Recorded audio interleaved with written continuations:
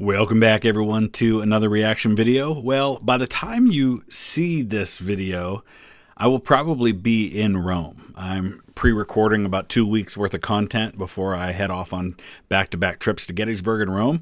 So I've been diving a lot into Roman history, just trying to learn all I can before I go there and soak all that history in. So we're going back to our friends at TopTenz today. You guys seem to really like the TopTenz videos.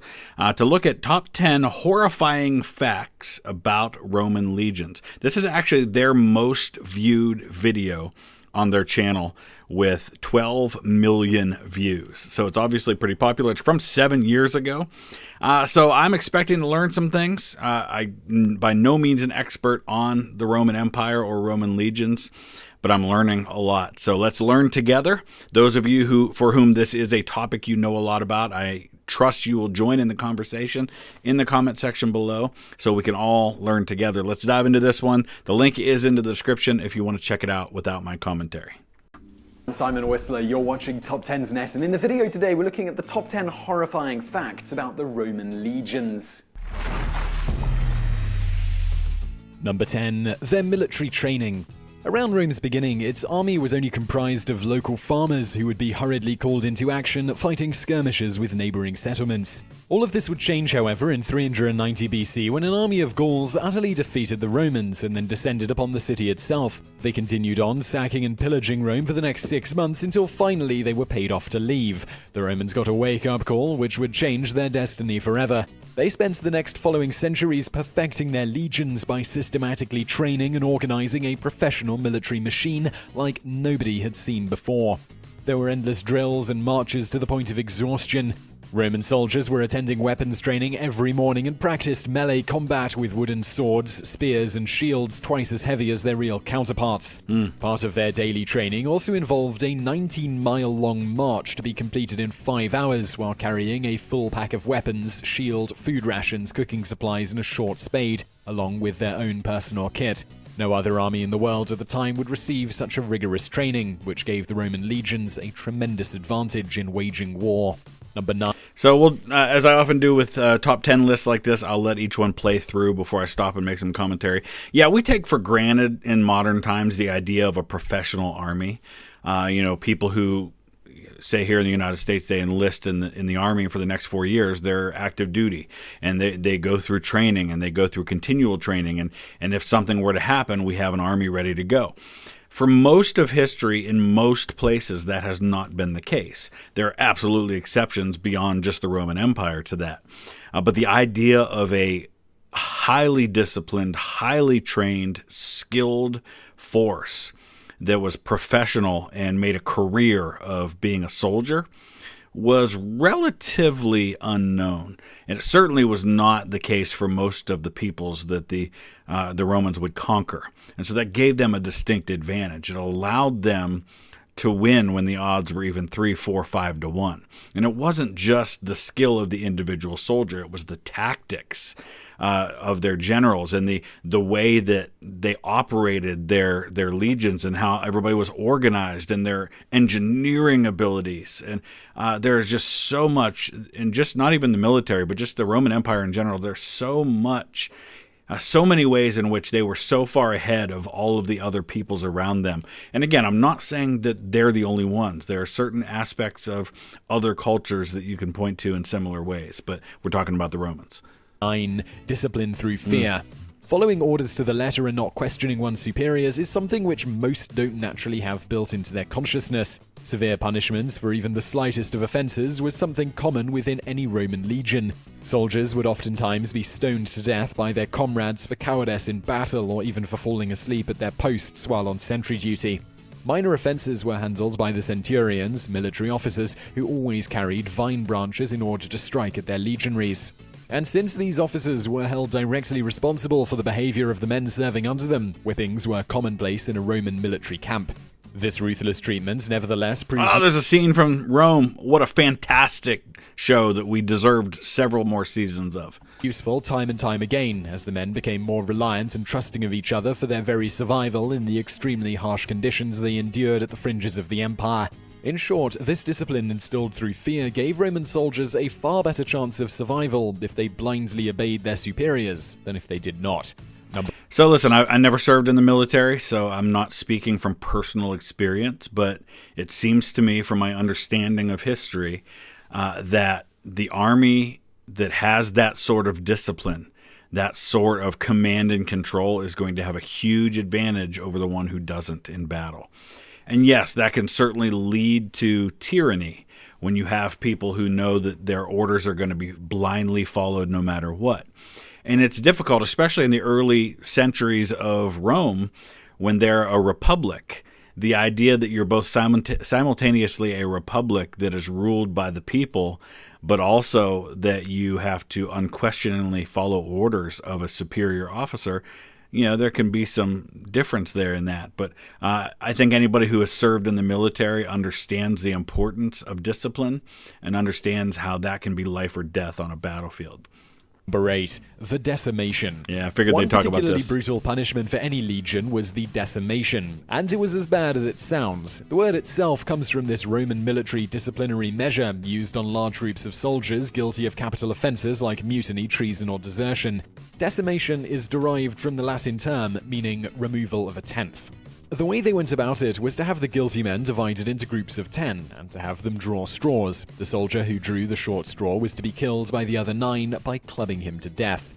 And since the decision of who will die was left to chance, all soldiers were liable for execution, regardless of their level of involvement, rank, or distinction.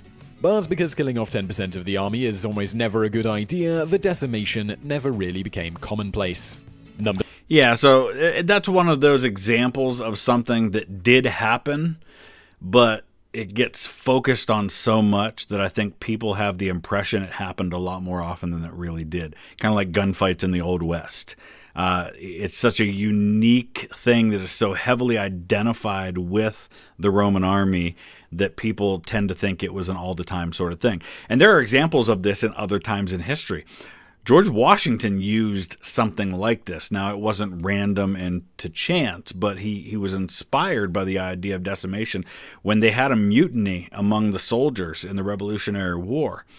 He had some of the ringleaders of this mutiny sentenced to death, and then their own men whom they had led in that mutiny were responsible for executing them, and they had to get up really close to shoot them. Mad Anthony Wayne, who's one of Washington's generals, kind of oversaw this. So now let's talk about this word decimation, though, because I've used it here and there on the channel when talking about a situation where an army suffers heavy casualties, and people have been quick to say, decimation is something very specific that applies to this kind of situation in the Roman Empire.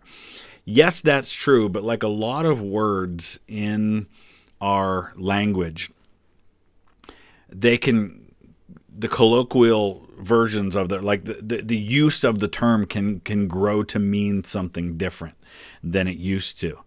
So there are certain words that have a very specific origin, that have a very specific meaning when they first originated, but now the use of the word means something different. We have a lot of words that we can apply that to. So it's not wrong to say that like Napoleon had an army that decimated the Italians.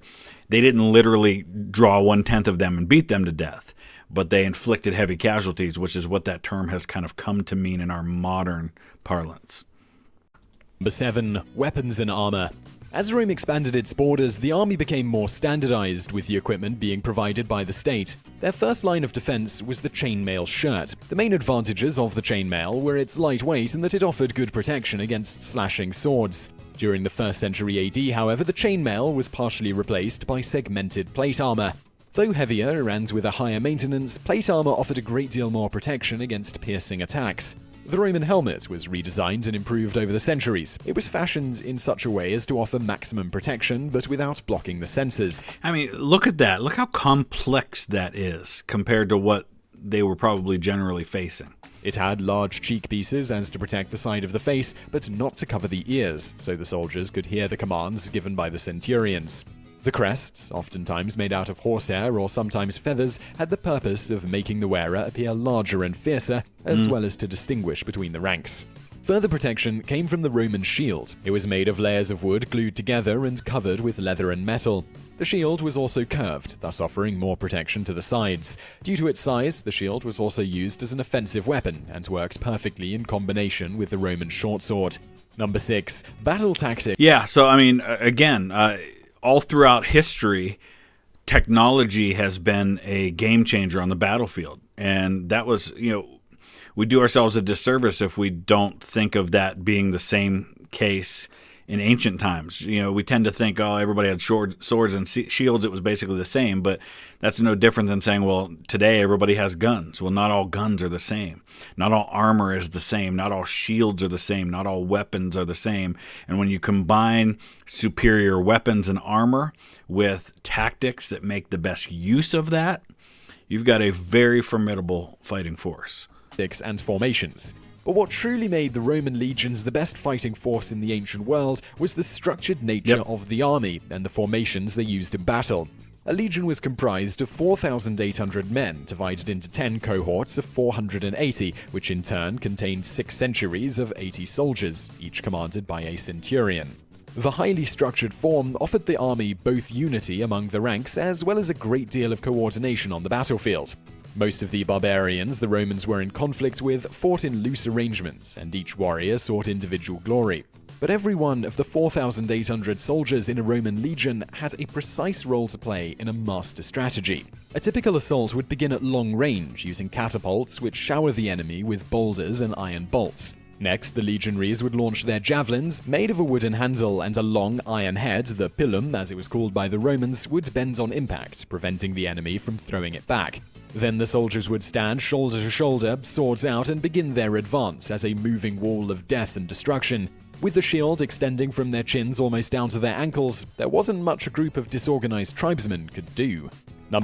Yeah, all of that's absolutely true. And you can see in the structure of the Roman army the earliest examples of what we know today. Today we have squads and platoons and companies and battalions and brigades, divisions, corps, all of that stuff.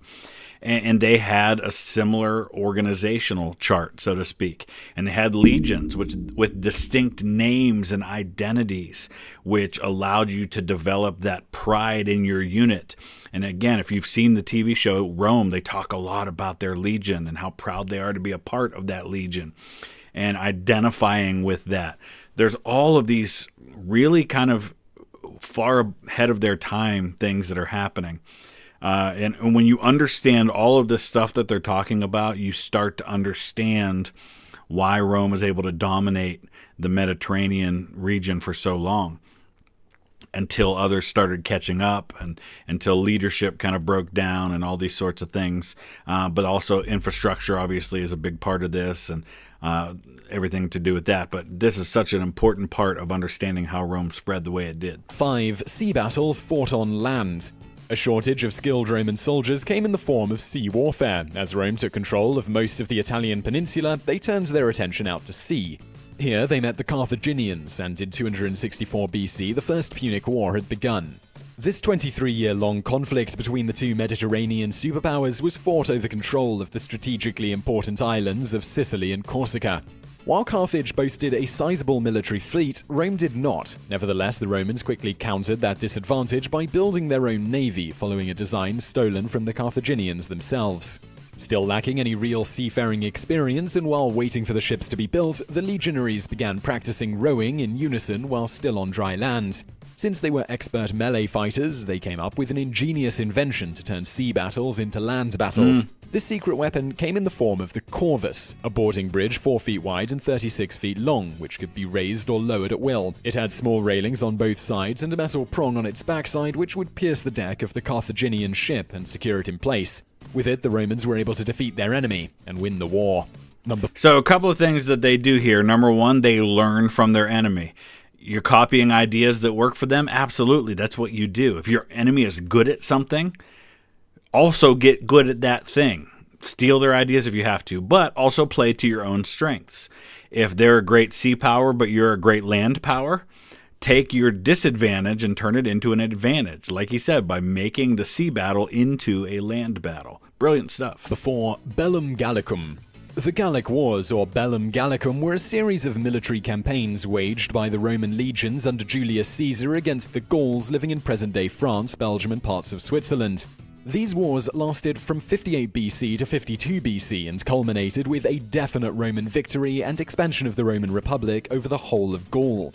But these wars weren't waged for the glory of Rome per se, but rather for the political ambitions of Caesar himself. He recruited and paid his own legions, which made the soldiers highly devoted to him and him alone.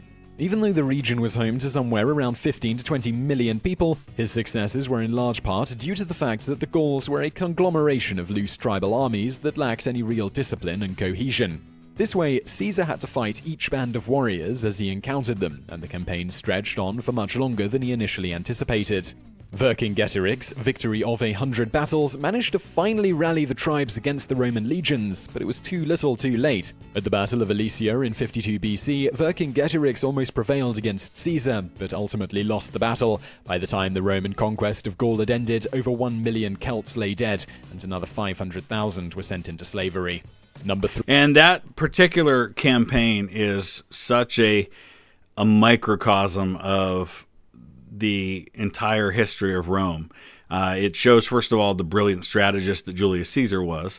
It's also well documented because Caesar wrote about a lot of it because, again, he knew he was going to be trying to kind of celebrate this to the world and show what he was able to accomplish and what his men were able to accomplish.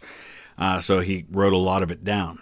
But it shows the brilliance of superior strategy and tactics and weapons, of leadership. It shows the brilliance of their engineering abilities in many ways. It's just one of those campaigns that if anybody's going to get into an argument about the greatest generals of all time, Caesar's Gallic Wars have to be in that conversation. 3. Crucifixions. The Romans were notorious for the ways in which they treated and disposed of anyone who would stand in their way against And this was something also that they got from one of the groups of people that they encountered. Total domination. One particular way they dealt with the people they thought threatened the Roman way of life was by crucifixion. This particularly brutal form of punishment was often used as a means of torture, as well as to send a message. Those people who were crucified were oftentimes accused of sedition or conspiracy to rebellion. Jesus was crucified for the exact same reason and not for his religious teachings. The two men besides him were also considered insurgents, not thieves. Though not the inventors of this horrific practice, the Romans did excel in it. During Spartacus's rebellion in 72 BC, 6,000 captured rebels were crucified. Since Rome's population was about 40% slaves, and Spartacus and the other rebels were slaves themselves, their crucifixion was a definite message to those still living. Do not stir dissent, or this will be your end too. Number 2. Yeah, crucifixion, just like hanging, drawing, and quartering would be later on in the British Isles, they reserve the worst punishments for the messages that they want to send. And it absolutely was a message. It was a horrible way to die. It usually took a couple of days. You were often naked. You might have your eyeballs pecked out by birds while you're up there. You would slowly suffocate because the way that you were hung on the cross put such pressure on your midsection that you could breathe in, but you couldn't breathe out unless you pushed up and lifted yourself up, which meant pushing on those nails that were through your feet or your ankles or your heel bones in order to be able to breathe out and take a breath. And so it became increasingly difficult to breathe. Your own body kind of turns on itself. Fluid builds up. They would very often, in order to, if it was taking too long for you to die, they would come around and smack your legs with this tool that would break your leg bones. Why? So you couldn't push up and breathe anymore, and you would die quickly. You see this actually portrayed in the movie starring Joseph Fiennes about the resurrection. It's this Roman soldier who is investigating the reports that Jesus has risen from the dead, and he's looking for the body, and he can't find it, and he actually encounters Jesus, but they show him overseeing the end stages of the crucifixion and them breaking the legs of the guys on either side of Jesus. And it's correct, they weren't thieves, they were insurgents, they were rebels, they were guilty of far worse crimes than thievery. 2. The Praetorian Guard. The most powerful of all Roman legions was the Praetorian Guard, which was stationed in Rome itself. And oftentimes, the Praetorians had the power of life and death over the emperors themselves. They came into being as elite soldiers protecting generals during the Roman Republic. But the Praetorian Guard in itself didn't officially appear until Augustus became Rome's first emperor in 27 BC. They acted as bodyguards to the emperor, emergency firefighters, the secret police, crowd control, and even fought in the arena to show off their prowess to the masses. But as Rome's power grew, so did its corruption and intrigue, and the Praetorian Guard was oftentimes right in the middle of it all. Even though their task was to ensure the interests of the emperor, if those interests didn't coincide with their own, they would just replace him. Disgruntled Praetorians famously engineered the assassination of Caligula in 41 AD. Many other emperors were also killed by the Praetorians. In 193 AD, they even put the crown up for auction. One man, Julianus, won by promising them each a bribe of 5 years' pay, but since he couldn't deliver, he too was murdered 66 days later. In 306 AD, the Praetorians tried to play the role of kingmaker one last time by supporting Maxentius as the Western Emperor in Rome. They were defeated by Constantine at the Battle of Milvian Bridge in 312, and he then disbanded the Guard. Number 1. That was one of the most brilliant things Constantine did, was to disband the Praetorian Guard. They were nothing but a thorn in the side of the emperor if he couldn't control them, if he couldn't pay them enough. Imagine, I said this in another video, imagine being in the United States where every third or fourth emperor was either put in power, or third or fourth president was either put in power by or assassinated by the Secret Service. That's kind of what's happening here. These are supposed to be the emperor's bodyguard, but they're very often the ones who determine who the emperor is. They don't like him, kill him. They like the new guy, he gets protected if he pays him well and things like that. It's an unfortunate reality of Roman history. The Praetorian Guard had ridiculous amounts of power and sway over things. Making and breaking the empire. Without a doubt, the Roman Empire, in all its might, was made by the many legions who fought and killed for it. But in the end, the army is what brought Rome down. As we've seen up until now, Rome was a highly militarized society with an army of about 130,000 soldiers. 1 man in 8 was in the army, and while in the beginning only men with property were allowed to fight for the glory of Rome, once it expanded beyond the Italian peninsula, the ranks were open to a great deal more people. Foreigners were employed as auxiliaries, and after 25 years of fighting, they would be granted citizenship.